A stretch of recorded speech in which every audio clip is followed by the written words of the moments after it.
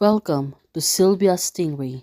Hey guys, welcome back to my channel. It's me, Sylvia, your Yuri Manhwa translator.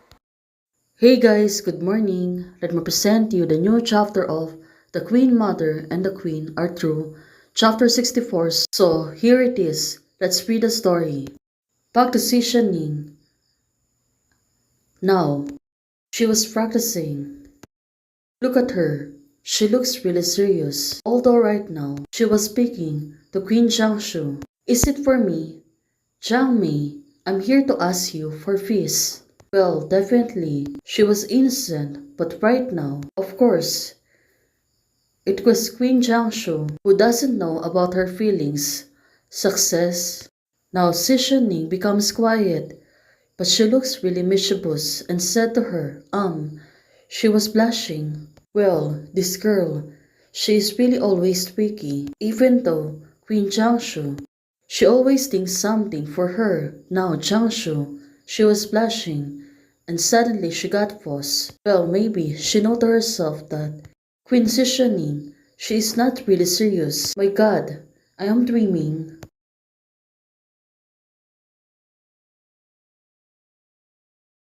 Well, definitely, it really bothers her. Looking at herself, Queen Jiangshu, sister, you, and me. Oh, what is she going to do right now?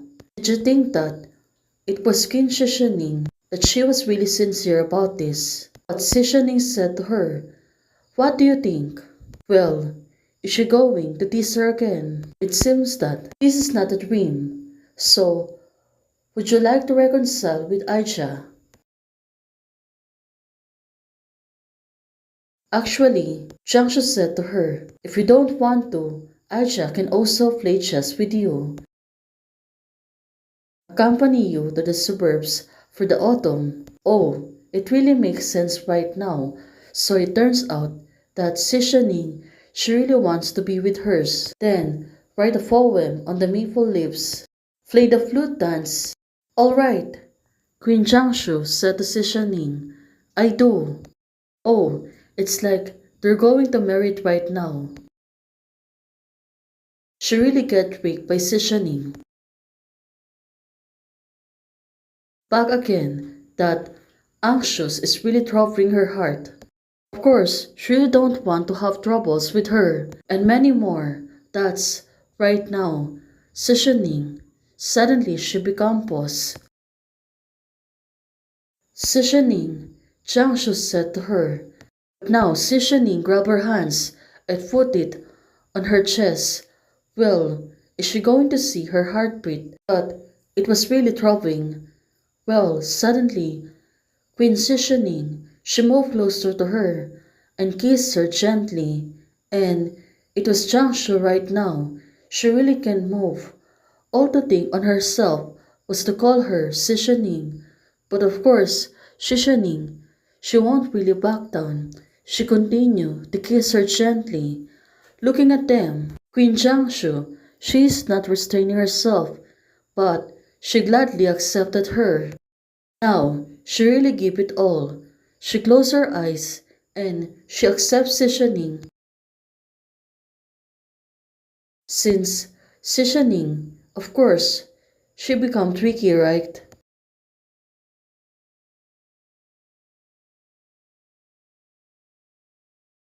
Finally, the tension has been calming down. Well, the two of them are finally together.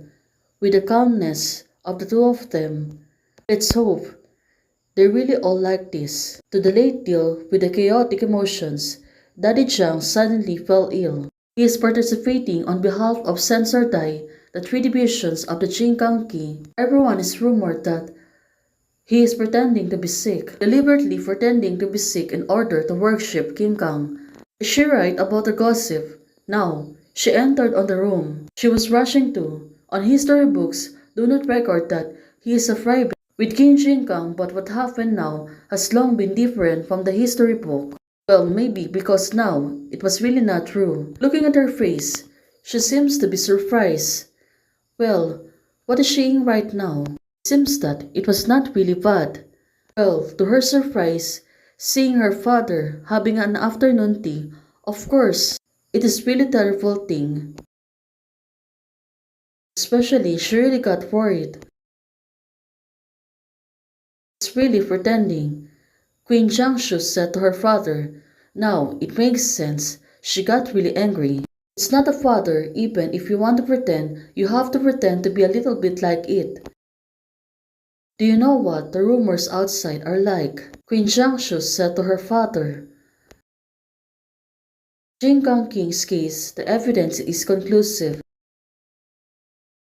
Cassie Shangan. He actually used an opportunity to cut off the alien party. Other officials in charge of the case want to use this case to join the family. Si family is getting stronger. Si Shangan. She became the formidable general at this moment. It turns out she was really good at handling people. Just have to do first, otherwise the pillars of my Dasi dynasty will be eliminated by the old fox. Her father said to her. Now, it seems to be worrying. How would her father know? Her father was really too vigilant about what's happening outside. Not only did her father teach him how to govern the country, but also give him a martial arts. So it turns out Shishaning has been busy taking care of the young emperor. If she really wants to seek power, she should be cultivated so well. Maybe this must be hand to the queen mother, Shishaning. So her father wants her to send a message to Shishaning, so she is the one who's going to give her. Don't worry, if something happens, I won't get you into trouble, her father said to her. Now, it seems that her father is really confident on herself. But now, Jiangshu, if anything happens, I will do my best to protect you. We are family, father. Queen Jiangshu said to her dad. Well, what a good daughter she is, and I believe in the Queen Mother. Queen Jiangshu said to her father. Well, of course, the two of them are being together now. See the Empress Dowager, the Ministry of Household Shishangan, ordered the next official to ask the Empress to go to the house. He must be uneasy. Well, she knows that her father is not coming. Moreover, the most important, the mother is to put a complaint to Shishaning. Well, let's see if Shishaning will believe her. Empress Dowager, see, is also waiting for you in the house. Shishaning, well, the servant was telling her that Shishaning was outside. Well, she seems to be surprised, looking at Jiangshu, but her face is a little bit pale. Well, let's see on what will happen next. Hey guys, thanks for watching. If you like the video, please don't forget to like, share, and subscribe. Membership is already open. For those who want to support, you can support me by joining the membership or you can directly support me via Ko-Fi. Thank you, bye!